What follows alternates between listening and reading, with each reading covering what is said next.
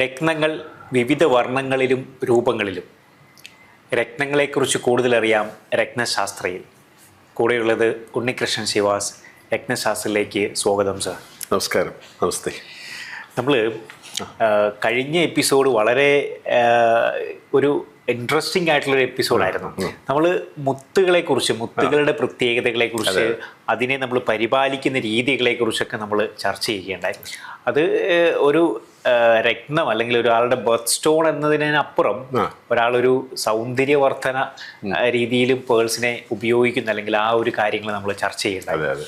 എനിക്ക് തോന്നുന്നു ആ രീതിയിലുള്ള രത്നങ്ങൾ ധാരാളം ഇനിയുണ്ടല്ലേ? ധാരാളം രത്നങ്ങളുണ്ട്. അതായത് നമുക്ക് മാലക്കൈറ്റ് ഉണ്ട്, അതുപോലെ തന്നെ റോസ് കോട്ട്സ്, അങ്ങനെ ഒരു നമ്പർ ഓഫ് സ്റ്റോൺസ് ഈ കാറ്റഗറിയിലൊക്കെ സൗന്ദര്യവർദ്ധകളായിട്ട് ഉപയോഗിക്കുന്ന ഒരുപാട് രത്നങ്ങളുണ്ട്. അതിനകത്ത് മാലക്കൈറ്റ് എന്ന് പറയുന്ന രത്നം എന്ന് വെച്ചാൽ വളരെയധികം, അതായത് ഒരു ചാം ഓഫ് ലൈറ്റ് എന്നാണ് പറയുന്നത്. അതായത് വെച്ചാൽ വെളിച്ചത്തിൻ്റെ ഭംഗി എന്ന് പറയുന്നത് അതുപോലെ ഉള്ളൊരു രത്നമാണ് ഈ മാലക്കൈറ്റ് എന്ന് പറയുന്നത്.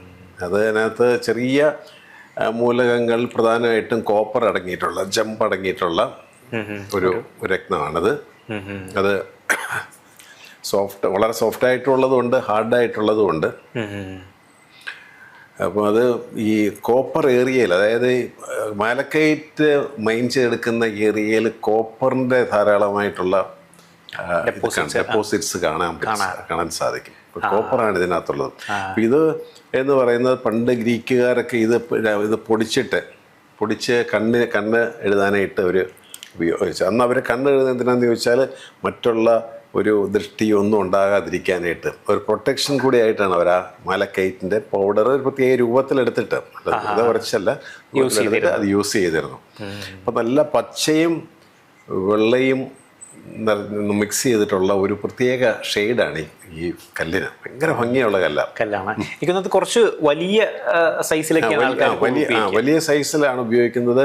വലിയ സ്ക്വയർ ടൈപ്പിലും ഓവൽ കട്ടിലും ഒക്കെ ഉപയോഗിച്ചിട്ട് വലിയ സ്റ്റോണായിട്ട് ചെറിയ സ്റ്റോണോ അല്ലെങ്കിൽ നമ്മൾ സ്റ്റഡിനുള്ള അങ്ങനെ കിട്ടത്തില്ല. അങ്ങനെ കിട്ടാൻ പാടാണ്. അത് അതിനകത്ത് കട്ടിങ്ങൊക്കെ പാടാണ്.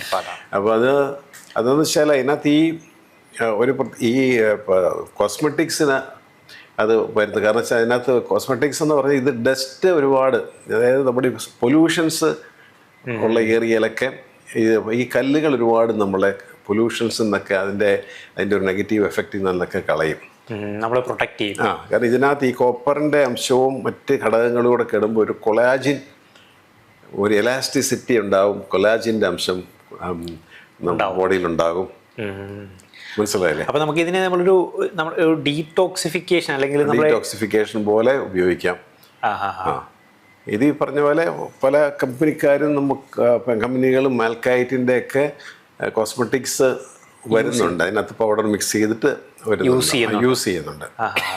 ഈ സൗന്ദര്യം ഒന്ന് സൂക്ഷിക്കുന്ന ആൾക്കാർക്ക് അല്ലെങ്കിൽ ശ്രദ്ധിക്കുന്ന ആൾക്കാർക്കുള്ള പ്രൊഡക്ട്സുകളിൽ ഇത് അടങ്ങിയിട്ടുണ്ടല്ലേ? അതെ, ഇത് ധരിക്കുമ്പോഴും ഒരു ഭംഗിയുണ്ട്, അതല്ലാതെ ഇതിനൊരു പ്രൊട്ടക്ഷൻ ഉണ്ട്. അതായത് നമ്മൾ ശരിക്കും പച്ച നിറത്തിൽ വെള്ള റൗണ്ട് രേഖകൾ കണ്ടാൽ ശരിക്കും ഒരു മയിലിനെ നോക്കുന്നതല്ല, മയിലിൻ്റെ കണ്ണ്, മയിൽ നോക്കുന്ന പോലെ പീക്കോക്ക് എന്ന് പറയുന്നത്.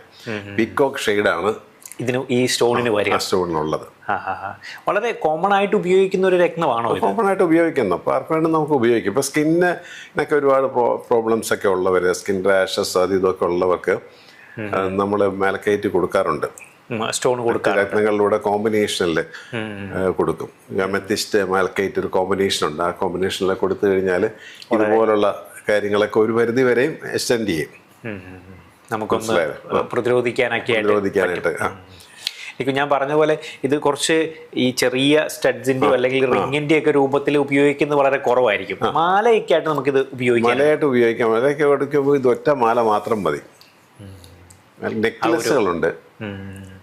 മാലക്കൈറ്റ് ഒരുപാട് ഉണ്ട്, പക്ഷെ നമ്മൾക്ക് ആൾക്കാർക്ക് ഈ പറഞ്ഞ പോലെ ഇത് മാലക്കൈറ്റ് ആണെന്ന് അറിയത്തില്ല.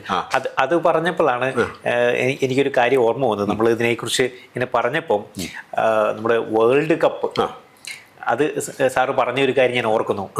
ഫിഫയുടെ കപ്പിനകത്ത് അതിൻ്റെ താഴെ ഉള്ള ലൈന് മാലക്കൈറ്റ് സ്റ്റോണാണ് വെച്ചിരിക്കുന്നത്. അത് 18 കാരറ്റ് ഗോൾഡാണ് കപ്പ്. അതിനകത്ത് മാൽക്കൈറ്റിന്റെ ഈ ഒരു രണ്ട് ലെയർ ഒരു വളയം 2 ലെയർ ആയിട്ടുള്ള വളയം ഈ ഒരു സ്റ്റോൺ വെച്ചിരിക്കുന്നത് ഭംഗി കൂട്ടാനായിട്ട്. ഇപ്പൊ നമ്മൾ ധരിക്കുക മാത്രമല്ല, നമുക്ക് ഭംഗി കൂട്ടാനായിട്ട് ഉപയോഗിക്കാൻ പറ്റും. ഈ കല്ലുകൾ വലിയ സൈസിലൊക്കെ ഇത് കിട്ടും. അപ്പോൾ നമ്മളിത് പല സ്ഥലങ്ങളിലും അല്ലെങ്കിൽ പല രൂപത്തിലും നമ്മൾ ഇതിനെ കാണുന്നുണ്ടാവും. പക്ഷെ നമുക്കിത് മാലക്കൈറ്റ് ആണെന്ന് നമുക്ക് ചിലപ്പം തിരിച്ചറിയാൻ പറ്റാത്തുള്ളത്. മാലക്കൈറ്റ് ബ്രേസ്ലെറ്റുകള് കാര്യങ്ങളൊക്കെ ഒരു കോമൺ ആയിട്ട് ഉപയോഗിക്കുന്നതും നമ്മൾ കാണുന്നതുമാണ്. ടൂറിസ്റ്റ് ഏരിയയിലൊക്കെ ഉള്ള എവിടെ ചെന്നാലും മാലക്കൈറ്റ് കാണാൻ പറ്റും. പക്ഷെ അതിന് ഇത്രയും ഒരു പ്രത്യേകതകൾ എന്ന് പറയുന്നത് അറിയാവുന്ന ഒരു സംശയമാണ്. ഓക്കെ. എനിക്ക് തോന്നുന്നു ഇത് മറ്റുള്ള രാജ്യങ്ങൾ, യൂറോപ്യൻസ് അല്ലെങ്കിൽ അങ്ങനെയുള്ള രാജ്യങ്ങളിലെ ആൾക്കാർ ഇത് കൂടുതലായിട്ട് ഉപയോഗിക്കുന്നതായിട്ട് കണ്ടുവന്നു. കുറച്ച് വലിയ പെൻഡന്റുകളോ അല്ലെങ്കിൽ വലിയ ബ്രേസ്ലെറ്റ്സോ ഒക്കെ ആയിട്ട് ഒരു സ്ട്രിങ്ങിനകത്ത് ഒരു വലിയൊരു പെൻഡന്റ് ടൈപ്പ് മാലക്കൈറ്റ് ധരിച്ച് പോകുന്ന ആൾക്കാരുണ്ട്, ഫോറിൻ ലേഡീസൊക്കെ. ഭയങ്കര ഭംഗിയത്. ഭംഗി മാത്രമല്ല, അതൊരു പ്രൊട്ടക്ഷനാണെന്ന് പറയുന്നത്. അതിൻ്റെ ഒരു കണ്ണ് പോലത്തെ സംഗതികൾ നമ്മളൊരു ഈവിൾ ഐ പ്രൊട്ടക്ഷൻ എന്ന് പറയുന്നില്ലേ, എന്ന് പറയുന്നത് പ്രൊട്ടക്റ്റീവ് സ്റ്റോൺ ആണ്. അതുപോലെ തന്നെ സ്കിന്നിന് ഒരു എലാസ്റ്റിസിറ്റി നൽകും. പൊല്യൂഷൻ പോലെയുള്ള കാര്യങ്ങൾ നമ്മളെ സ്കിന്നിനെയൊക്കെ ഒന്ന് പ്രൊട്ടക്ട് ചെയ്യാം. ഡസ്റ്റ് കൊണ്ടുള്ള അലർജി അങ്ങനെയുള്ളതൊക്കെ മാറിക്കിട്ടും ഒരു പരിധി വരെ.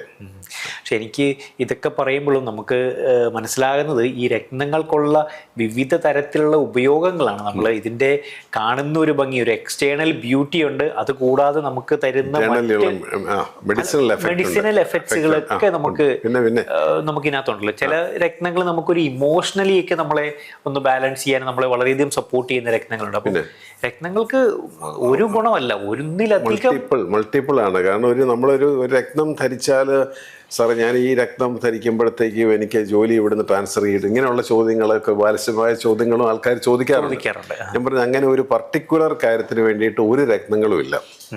നിങ്ങളൊരു രത്നം ധരിച്ചാൽ അത് ഒരു മൾട്ടി വൈറ്റമിൻ കഴിക്കുന്ന പോലെ, ഒരു സപ്ലിമെന്റ് കഴിക്കുന്ന പോലെയാണ് ഇത് ബോഡിയിൽ വർക്കൗട്ട് ചെയ്യുന്നത്.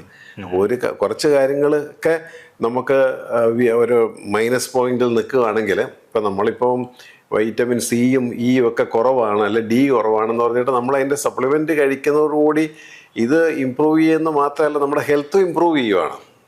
അല്ലേ? ഇപ്പം നല്ല വെട്ടവും വെളിച്ചവും കിട്ടി വൈറ്റമിൻ ഡി സപ്ലിമെന്റ്സിലേക്ക് പോകണമെന്നല്ല ഞാൻ പറഞ്ഞത്. വെട്ടവും വെളിച്ചവും ഒക്കെ കിട്ടുന്ന ഉണ്ടെങ്കിൽ വൈറ്റമിൻ ഡി അതിനകത്ത് ഇമ്പ്രൂവ് ചെയ്യും. അപ്പോൾ ചെയ്യുമ്പോൾ നമുക്ക് ഓവറോൾ അല്ലേ വരുന്നത്, അല്ലാതെ ഒരു പർട്ടിക്കുലർ കാര്യത്തിനല്ലല്ലോ. അല്ലല്ലോ, നമ്മളിത് മൊത്തത്തിൽ അത് സപ്പോർട്ട് ചെയ്യും. നമ്മുടെ ശാരീരികവും മാനസികവുമായിട്ടുള്ള ഒരു എൻഹാൻസ്മെന്റ് ആണ് ഈ എല്ലാ രത്നങ്ങൾക്കും ഉണ്ട്. അത് എല്ലാ രത്നങ്ങളിലും ഒരു ചെറിയ ഒരു ബ്യൂട്ടിഫിക്കേഷൻ അടങ്ങിയിട്ടുണ്ട്. ഇപ്പം ഇത് പറഞ്ഞപ്പോഴാണ് ഈ പല സംശയങ്ങളും ആൾക്കാരിങ്ങനെ നമ്മുടെ അടുത്ത് ചോദിക്കാറുണ്ട്. നമുക്ക് ധാരാളം വാട്സപ്പ് എൻക്വയറീസും മറ്റു കാര്യങ്ങളുണ്ട്. അത് എനിക്ക് തോന്നുന്നു ഇനിയുള്ള എപ്പിസോഡുകൾ അല്ലെങ്കിൽ വരുന്ന ഒരു പാട്ടിൽ നമുക്കൊന്ന് ഉൾപ്പെടുത്തണം. ആ ഒരു വിവരങ്ങൾ നമുക്കൊരു ബ്രേക്കിന് ശേഷം പ്രേക്ഷകരായിട്ട് പങ്കുവയ്ക്കാം.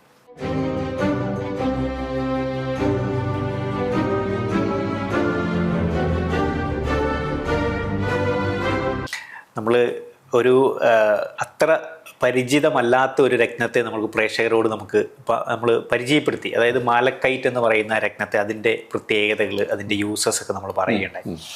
അതോടൊപ്പം ഞാൻ പറഞ്ഞൊരു കാര്യമാണ്, നമുക്ക് ധാരാളം ഈ വാട്സപ്പ് വഴിയൊക്കെ എൻക്വയറീസ് വരണം. അതായത് പ്രേക്ഷകർ തന്നെ പറയും എൻ്റെ ഒരു ചാർട്ട് ഒന്ന് എക്സ്പ്ലെയിൻ ചെയ്യണം, അല്ലെങ്കിൽ അതൊന്ന് അതിൻ്റെ ഡീറ്റെയിൽസ് കാര്യങ്ങളൊക്കെ ഒന്ന് പറഞ്ഞു തരണം. നമുക്ക് ധാരാളം പെൻഡിങ് ടൈം കൺസ്യൂമിങ് ആയതുകൊണ്ട് എല്ലാം ഒന്നും അറ്റൻഡ് ചെയ്യാനായിട്ട് അത് തന്നെ. അപ്പം അത് കുറേശ്ശെ നമുക്ക് ചെയ്യാം. പിന്നെ നമ്മൾ എന്നോട് ചിലരും റിക്വസ്റ്റ് ചെയ്യാറുണ്ട്, സാറേ ഇങ്ങനെ ഇപ്പം എൻ്റെ കാര്യങ്ങൾ ഈ പറഞ്ഞത് വളരെ കറക്റ്റ്, അത് പറയാം. പക്ഷെ ഞാൻ അങ്ങനെ ആരുടെയും വ്യക്തിപരമായ പേരോ ഡീറ്റെയിൽസോ പർട്ടിക്കുലർ അവരുടെ ഡേറ്റ് ഓഫ് ബർത്തോ അങ്ങനെയൊന്നും കൊടുക്കാറില്ല. അത് നമ്മൾ പക്ഷെ ബർത്ത് ചാർട്ട് നമുക്ക് എക്സ്പ്ലെയിൻ ചെയ്യുമ്പോൾ കുറച്ചും കൂടെ ഡീറ്റെയിൽ ആയിട്ട് എൻ്റെ ഒരു അറിവാണ് ഞാൻ പങ്കിടുന്നത്. ഇപ്പം ഇത് നമുക്കൊരു അസ്ട്രോളജിക്കൽ ബേസ് ഇതിനുണ്ട്. ജമ്മോളജി എന്ന് പറഞ്ഞ ഒരു ജമ്മോളജിസ്റ്റ് എന്ന് പറഞ്ഞാൽ അസ്ട്രോളജിയെക്കുറിച്ചും ഏകദേശ ധാരണകൾ ഉണ്ടായിരിക്കണം. ഏകദേശമല്ല, നല്ല ധാരണ ഉണ്ടാകണം. പ്ലാനറ്ററി പൊസിഷൻസ്, അപ്പം അങ്ങനെയുള്ളൊരു ഗൈഡൻസും കൂടെ നമുക്ക് കൊടുത്തിട്ട്, വെറും കല്ല് മാത്രമല്ല നമ്മൾ കൊടുക്കുന്നത്. അപ്പം ഇന്ന കാര്യങ്ങൾ കൂടെ നിങ്ങൾ ശ്രദ്ധിക്കേണ്ടതായിട്ടുണ്ട്. ആ രീതിയിലാണ് നമ്മൾ ഇതിനെ ഒന്ന് കൈകാര്യം ചെയ്യുന്നത്. അങ്ങനെയാണ് ചെയ്യുന്നത്. അപ്പോൾ നമ്മളായിട്ട് ചേഞ്ച് ചെയ്യേണ്ട കാര്യങ്ങൾ, അല്ലാതെ നമ്മൾ ഒരുപാട് മറ്റ് പരിഹാരങ്ങൾ അങ്ങനെ ഒന്നും ഞാൻ അങ്ങനെ സജസ്റ്റ് ചെയ്യാറില്ല. നമുക്ക് ചെയ്യാവുന്ന, നമ്മൾ ചെയ്യേണ്ടതായിട്ടുള്ള കാര്യങ്ങൾ. മനസ്സിലല്ലേ? ഒരാളുടെ ചാർട്ട് കണ്ടാൽ അയാൾക്ക് ഹെൽത്ത് സംബന്ധമായിട്ട് എന്തെങ്കിലും റോങ് എഫക്റ്റ് ഉണ്ടെങ്കിൽ രാവിലെ എഴുന്നേക്കണം, നടക്കണം, ഇന്ന കാര്യങ്ങൾ പോലെ വെള്ളം കുടിക്കണം, വൈറ്റമിൻ സി അടങ്ങിയ ഭക്ഷണങ്ങൾ കൂടുതൽ കഴിക്കണം എന്നൊക്കെ നമ്മൾ പറഞ്ഞു കൊടുക്കാറുണ്ട്. മനസ്സിലല്ലേ? നമ്മളൊരു മെഡിസിൻ കൈകാര്യം ചെയ്യുന്ന ഡോക്ടറല്ല, ഒരു പക്ഷേ ജനറലി നമ്മൾ ചെയ്യുന്ന ഹെൽത്ത് റിലേറ്റഡ് ആയിട്ടുള്ള കാര്യങ്ങളാണ് ഞാൻ കൂടുതൽ പറയുന്നത്. അതിൻ്റെ പറഞ്ഞിട്ടാണ് നമ്മളൊരു രക്തങ്ങൾക്ക് സ്യൂട്ടബിളാണ് നമ്മൾ കൊടുക്കുകയും ചെയ്യുന്നത്. മനസ്സിലല്ലേ? അപ്പോൾ വാട്സാപ്പ് എൻക്വയറിയിൽ ഒരുപാടെണ്ണം ഉണ്ട്. ശരിയാണത്. നമുക്ക് ഇനി വരുന്ന എപ്പിസോഡുകളിൽ, കാരണം എനിക്ക് ഈ ബ്യൂട്ടിഫിക്കേഷനുള്ള രത്നങ്ങൾ ഇനിയും പറയാനുണ്ട്. കാരണം നമുക്ക് വരുന്ന ഓരോരോ എപ്പിസോഡുകളായിട്ട് നമുക്കത് കവർ ചെയ്ത് പോവാം. ഓക്കെ. അപ്പം അങ്ങനെയാണെങ്കിൽ ഒരു പ്രേക്ഷകൻ നമ്മുടെ അടുത്ത് ചോദിച്ച ആ ഒരു വാട്സപ്പ് എൻക്വയറീസിനെ കുറിച്ച് നമുക്കൊന്ന് ചർച്ച ചെയ്യാം. ഹെൽത്ത് റിലേറ്റഡാ. ഇതിനകത്ത് അദ്ദേഹത്തിൻ്റെ സംശയം, ഈ കാലഘട്ടം, അതായത് ഈ പയ്യനൊരു ഒരു 40 വയസ്സ് ആൾക്കുള്ളൂ, ഏജുള്ളൂ. 85 ബർത്താണ്. ഓക്കെ. 85 ബർത്താണ്. അപ്പം ഇത് ചോദിക്കുന്നതിന് അദ്ദേഹത്തിന് ഒരു കാരണമുണ്ടായിരുന്നു, ഞാൻ പറയാം. അപ്പോൾ ഈ ചാർട്ടിനകത്തെന്ന് പറയുന്നത് നമ്മൾ ചില കാലഘട്ടങ്ങൾ നമ്മൾ ശ്രദ്ധിക്കണം. അതിന് വേണ്ടിയാണല്ലോ ഒരു ശാസ്ത്രം തന്നെ വെച്ചിരിക്കുന്നത്. നമുക്ക് വരാൻ പോകുന്ന എന്തെങ്കിലും കാര്യങ്ങൾ, ഒരു മോശ കാലഘട്ടം ഉണ്ടെങ്കിൽ നമുക്കത് ശ്രദ്ധിച്ച് മുന്നോട്ട് പോകണം. അപകടകരമായ കാലഘട്ടങ്ങളിൽ നമുക്ക് വണ്ടി ഓടിക്കുമ്പോൾ നമുക്ക് ശ്രദ്ധിച്ച് പോവാം. രാത്രികാലങ്ങളിലുള്ള യാത്ര ഒഴിവാക്കാം. അങ്ങനെ പല കാര്യങ്ങളും ടേക്ക് കെയർ ചെയ്യാം. അപ്പോൾ ഹെൽത്ത് സംബന്ധിച്ച് ഹെൽത്ത് ശ്രദ്ധിക്കേണ്ട പീരീഡുകൾ വരാറുണ്ട് ആൾക്കാർക്കല്ല, എല്ലാവർക്കും അത് ടച്ച് ചെയ്ത് പോകുന്നു. എന്നാലും ഈ ബർത്ത് ചാർട്ടിനകത്ത് ഒരു പ്രത്യേകത എന്ന് പറഞ്ഞാൽ, ഇത് മേടം മിഥുന ലഗ്നം, ലഗ്നാധിപൻ ബുധൻ നീചത്തിൽ പോയി നിൽക്കുന്നു. മീനൻ രാശിയിൽ ബുധന് നീചാവസ്ഥയാണ്.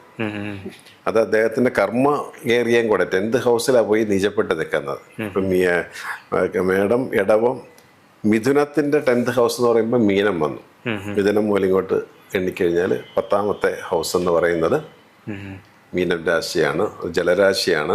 അവിടെ പോയി ബുധന്റെ ഒരു നീച ഉള്ള ഒരു പ്ലേസ് ആണത്, നീചത്വം വരുന്ന പ്ലേസാണ്. അവിടെ ലഗ്നാധിപൻ എന്ന് പറയുമ്പോൾ ഞാൻ തന്നെ എൻ്റെ ഹെൽത്ത്, എൻ്റെ ആരോഗ്യം, എൻ്റെ ജീന് എല്ലാം ശ്രദ്ധിക്കണം. ഇദ്ദേഹത്തിൻ്റെ കർമ്മകാര്യങ്ങൾ കൂടെ ശ്രദ്ധിക്കേണ്ട ഒരു ഏരിയയിലാണ് പോയി നീചപ്പെട്ടത്. അപ്പോൾ ലഗ്നാധിപന് നീചത്വം വന്നാൽ തന്നെ നമ്മൾ ആരോഗ്യം ശ്രദ്ധിക്കണം, ഹെൽത്ത് ശ്രദ്ധിക്കണമെന്ന് തന്നെയാണ് അനുഭവം. പിന്നെ അതുപോലെ തന്നെ നമുക്ക് പിന്നെ എന്താണ് നമ്മൾ ഈ ചാർട്ടിൽ ശ്രദ്ധിക്കുന്നതെന്ന് ചോദിച്ചാൽ, 6th ഹൗസിൽ ഏത് പ്ലാനറ്റ് നിൽക്കുന്നു? രോഗസ്ഥാനത്ത്. ഇപ്പോൾ രോഗസ്ഥാനം മിഥുനത്തിൻ്റെ 6th ഹൗസ് എന്ന് പറയുമ്പോൾ വൃശ്ചികം അല്ലേ? മിഥുനം, കർക്കിടകം, ചിങ്ങം, കന്നി, തുലാം, വൃശ്ചികത്തിലെ 6th ഹൗസിൽ ശനി നിൽക്കുക. അപ്പം ശനിയുടെ ഒരു വലിയൊരു കംഫർട്ടബിൾ ആയിട്ടുള്ളൊരു ഹൗസൊന്നുമല്ല, ചൊവ്വയുടെ ഹൗസാണ് പോയി നിൽക്കുന്നത്. അത് ഇദ്ദേഹത്തിൻ്റെ അബ്ഡമൻ, ലോവർ അബ്ഡമൻ ഏരിയയിലാണ് ഇത് പോയി നിൽക്കുന്നത്. അപ്പോൾ നമ്പർ 2. നമ്പർ 3 എന്ന് പറയുന്നത് 8th ഹൗസിൽ വ്യാഴം നിൽക്കുന്നു. സൈൻ ഓഫ് കാപ്രിക്കോണിൽ ആണ് വ്യാഴം നിൽക്കുന്നത്, മകരത്തിൽ നിൽക്കുന്നു. മകരം വ്യാഴത്തിൻ്റെ നീചാവസ്ഥയും കൂടെയാണ്. അപ്പം നല്ല ഡിഗ്രി വയസ്സിൽ ഇത് നീചത്തിൽ തന്നെ വ്യാഴം നിൽക്കുന്നത്. അപ്പം അങ്ങനെ നോക്കുമ്പോൾ ലഗ്നാധിപന് നീചത്വം, 6ാം ഭാവാധിപൻ ശനിയുടെ കാലഘട്ടവും നടക്കും, ശനി ദശാകാലവും നടക്കുന്നു. 6ാം ഭാവാധിപൻ 6ൽ നിൽക്കുന്ന ഗ്രഹത്തിൻ്റെ, 6ാം ഭാവാധിപൻ്റെയോ 6ൽ നിൽക്കുന്ന ഗ്രഹത്തിൻ്റെയോ കാലഘട്ടം നമുക്ക് ഹെൽത്ത് ശ്രദ്ധിക്കണം എന്നാണ് ആചാര്യൻ പറയുന്നത്. മനസ്സിലായില്ലേ? അപ്പം ശനിയുടെ കാലഘട്ടം, ശനി 6th ഹൗസിൽ നിൽക്കുന്നു, ലഗ്നാധിപന് നീചത്വം, വ്യാഴം 8ൽ നീചപ്പെട്ട് നിൽക്കുന്നു. അപ്പം ലഗ്നം 6th house, 8th house. 8th ഹൗസിൻ്റെ അധിപൻ 6th ഹൗസിൽ പോയി നിൽക്കുന്നു. 7th ഹൗസിൻ്റെ അധിപൻ 8th ഹൗസിൽ നീചപ്പെട്ട് നിൽക്കുന്നു.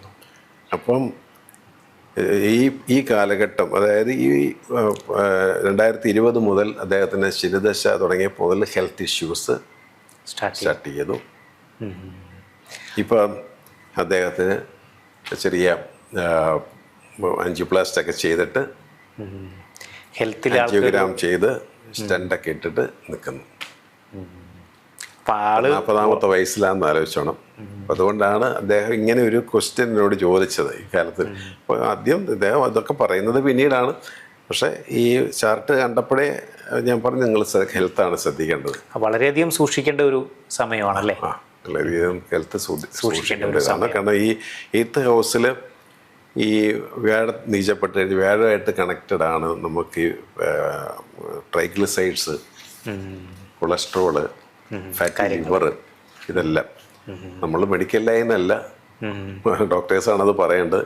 എന്നാലും ഏത് ബർത്ത് ചാർട്ടിലും നമുക്ക് ഇവരെ സ്വാധീനിക്കാവുന്ന അസുഖങ്ങളെക്കുറിച്ച് നമുക്കൊരു ഐഡിയ കിട്ടും, ഒരു സൂചന നമുക്ക് കിട്ടും. അതാണ് നമ്മളിവിടെ പങ്കുവെക്കുന്നത്.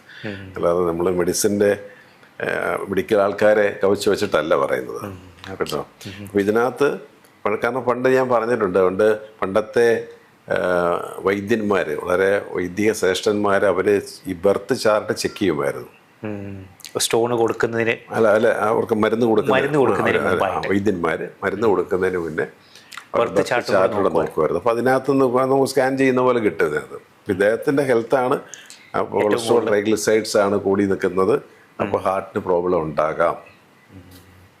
അപ്പോൾ ആള് ശ്രദ്ധിക്കേണ്ട പറഞ്ഞാൽ 3 സ്റ്റണ്ട് ഇട്ടിരിക്കുക. ഇപ്പം എനിക്ക് തോന്നുന്നു ആ ഒരു വിവരങ്ങളിലേക്ക് നമുക്ക് കൂടുതലൊന്ന് പ്രേക്ഷകരോട് പങ്കുവയ്ക്കണം. ഒരു ബ്രേക്കിന് ശേഷം തിരികെ വരാം.